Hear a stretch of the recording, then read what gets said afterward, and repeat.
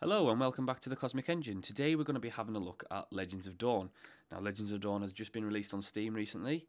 It is a $20 indie title. It is a old school action RPG developed by Dreamatrix Studios. Okay, so first up is the character creation screen. The first thing you will be able to do is choose your race. Races are limited to 3 so far. You will be able to choose a human, elf or Danian. Options in terms of the look of your character aren't really great. There's not much choice, not much variety at all. And the first thing that you'll also notice is that the character models look terrible. And that gives you an indication of pretty much what the next couple of minutes is going to be like. Unfortunately, the game suffers from a severe lack of polish. And from what I've played so far, it just echoes throughout the game that the game is just not polished. It hasn't been tested greatly, and it almost just feels like they've just put out almost a completely unfinished product. But as I say, let's get into the game and we'll have a look. So let's start with the setting. You basically are one of the King's Guard, and you've been dropped off at this port for various reasons. Now, I'm not going to go too much into lore because, to be honest, I really don't care about this game in that regard, and I'll tell you why in a moment. Let's start with camera and movement. Movement is controlled by the keyboard. It is a WSD botch job, and what I mean by a botch job is the fact that it's not great at all. Your camera is controlled by basically clicking the right mouse button and holding that down and moving. You can also zoom the camera in and out by using the mouse wheel, of course. Now, again, the movement isn't fluid, it's not nice, it's quite clunky, and it's almost like a chore because it doesn't do exactly what you want it to do sometimes. And it's quite clunky in that regard. Now, Dreamatrix Studios have said that they're looking into implementing a point and click movement system. Why this wasn't done in the first place, haven't a clue, because this clearly isn't the way to do it. Now, keys are rebindable in the game. I actually rebound my camera movement to, in terms of panning right and left, to the Q and E keys, just to make it a little bit easier, because moving the mouse around was just getting really annoying. And the whole thing, it almost feels like it's the movement of the character and the camera movement are almost disjointed from each other. That's the best way to describe that. So let's talk about questing. Questing is very traditional in that regard, that you go to a quest giver, they tell you what to do, and you go do it, and then return to them. Now, what's annoying about the questing in this game is in the sense that when you jump in to the game, it's very much you're jumping in at the deep end. On the right hand side of the screen, you can see a little exclamation mark. That is basically your tutorial, and it's not a tutorial in any sense of the word. It just basically gives you pointers. You basically jump into the game, and you can't tell a random NPC from a quest giver at all. There's no distinction between the two, and they're all voice acted terribly. Throughout the game, your character will start basically monologuing in various points, as you'll see, and the voice acting is, as I say, the voice acting throughout the game is not great at all. I'm not sure if it was a recording issue or a translation issue, but basically you'll get like some wording that's just not quite right, or in other parts you'll get strange pauses in the middle of sentences which shouldn't be there. So a quest giver will go, "Oh, I would like you to go kill some 3 spiders," and you're like, "What?" It doesn't make any sense. So I'm not sure where that issue arose, and it is definitely a quality issue, something that should have been addressed before the game's launch. The game doesn't hold your hand in any way. Now, I don't like games that hold my hand, but I also like to know what stuff is, and the game doesn't help you in that regard at all. I mean, that leads into talking about the inventory system, which I'll do now, because it's part of that, in the fact that when you click on something, like say you pick up something or you open a chest and you look at an item. Basically, all the information that you will be given at that point is what the item is called and how much it weighs. There is nothing else. If it's armor, it says plus 15 defense. If it's a weapon, it'll tell you I think it's attack or something like that. There's just no information. The game gives you nothing. There's a whole rune system in the game, and again, it doesn't tell you what. It's even worse with the rune system because it just says it's a rune. It doesn't tell you what rune it is, what rune, in terms of statistics, the rune relates to. It doesn't give you any of that information, and it's really annoying. Another annoying thing about the inventory system is that items don't auto stack. So if you loot a couple of chests, your inventory could be filled like that because no item auto stacks. So you've got to manually stack the items in your inventory, which is time consuming and downright annoying. And that should have been dealt with before the release of the game. I think it's atrocious that if you're going to make an RPG and you haven't put an auto stack system in your game, that is basic RPG 101 stuff. So by now, obviously, we've done a quest or two. Just going up here, and basically, I'm going up here. If you look onto the top of the screen, you'll be able to see that there's no loading screens. It's basically the game is rendered while you're playing. And what that means is, as you can see at the top of the screen, the grass is rendering. There's a little bit of black on the left. The grass is rendering as I'm going through. Now I'm running a 16 gigabytes of RAM on my machine, and I'm also running a NVIDIA GTX 660.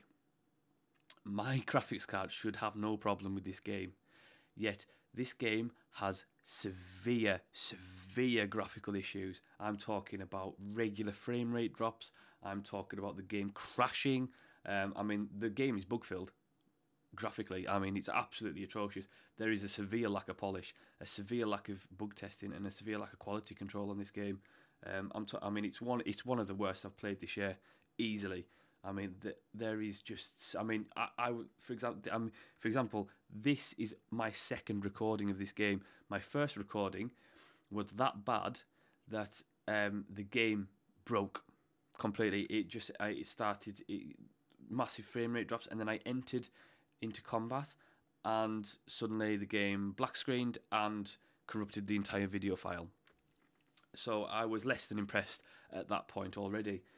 Now, one thing that really does annoy me about the whole rendering system that is in this game, and I've played games that are rendered before and that haven't had this issue, is where I've basically ran into an area that looked like a field and was still a field when I was halfway through it. Suddenly I was in the middle of a building because the game didn't load it in time. And it's happened quite regularly, in fact. The fact that I'll be running into an area and suddenly things will randomly spawn that weren't there before. It's just a real boss job on the graphical side. It's really poor. I mean, I'm not sure what engine they're using, but it's not good. I mean, I know that they said they basically created their own engine for this, or at least tweaked an existing engine, and I would have gone with someone else's engine, guys, because this is just not good in any stretch of the imagination. I mean, the game really does suffer from some severe graphical issues. So let's talk combat. So I'm entering combat now. I don't have a weapon because I've just previously sold it to get some beer from that other quest giver, and so I'm going to fight hand to hand, which isn't a problem with these little tiny spiders. And basically, what you'll see in combat, it's very simple. You click on an enemy, and your character will auto attack for you. As you can see at the bottom, there is going to be a hotbar that will be filled up with abilities once you gain those abilities. For the time being, you basically just have to auto attack. There's basically one or two different character emotes in terms of fighting. So for each weapon, so say if you get a big giant two-handed sword, you're basically limited to about, I think it's roughly going to be around 2 or 3, maybe 4 tops in terms of the actual actions that take place while you're swinging the sword, and then it's just rinse and repeat all the time. It makes the combat quite dull and boring, and more of a real grind than anything else, more of a chore. In terms of character progression,